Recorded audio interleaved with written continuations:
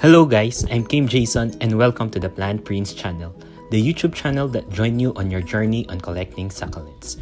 For more content just like this, make sure you hit the subscribe button so that you're the first to be notified when there are new videos released. Today, I'm going to share you my Astrophytum Soilmix.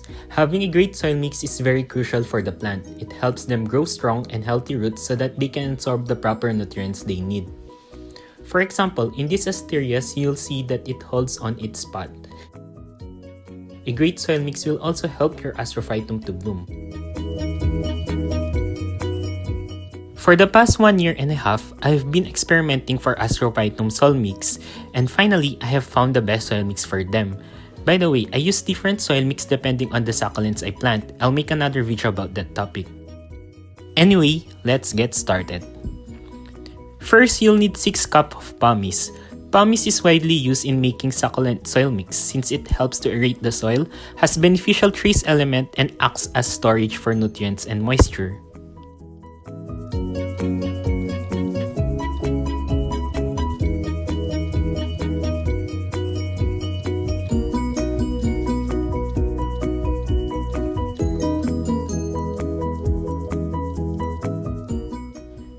Next is 3 cups of perlite.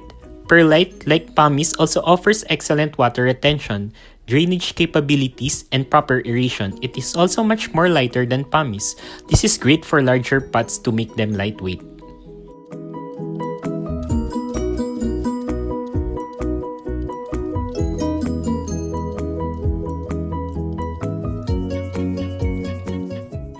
Two cups of akadama. Akadama promotes healthy growth of roots. It also has the ability to retain water and nutrients and release it when needed.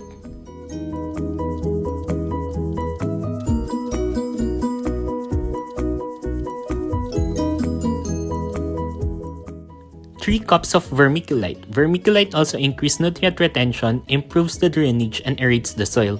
It also gives quick anchorage to young roots. It expands when wet, preventing compacted soil and creating air channels to allow the soil mix to breathe.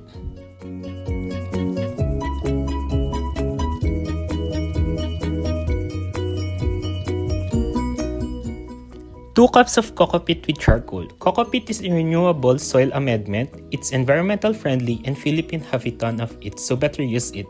It is also sterile and free from pathogen and seeds. Charcoal, on the other hand, neutralizes toxic substances, prevent root rot, and enhance beneficial bacteria.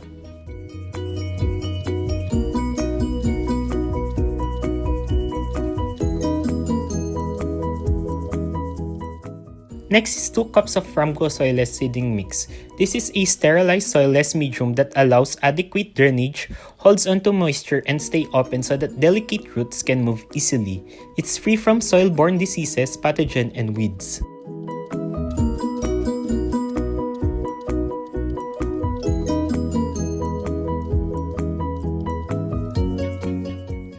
Two cups of peat moss, cactus-like acidic soil mix. Peat moss is an acidic media. It is sterile and doesn't contain harmful microorganisms or weed seeds that you may find in poorly processed compost.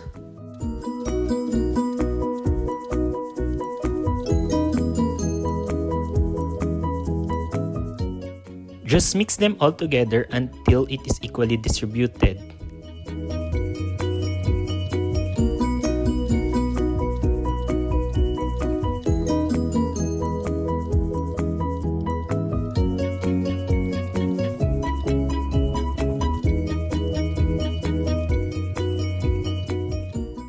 As you can see, the soil mix is gritty, but at the same time, it can hold moisture for the plant.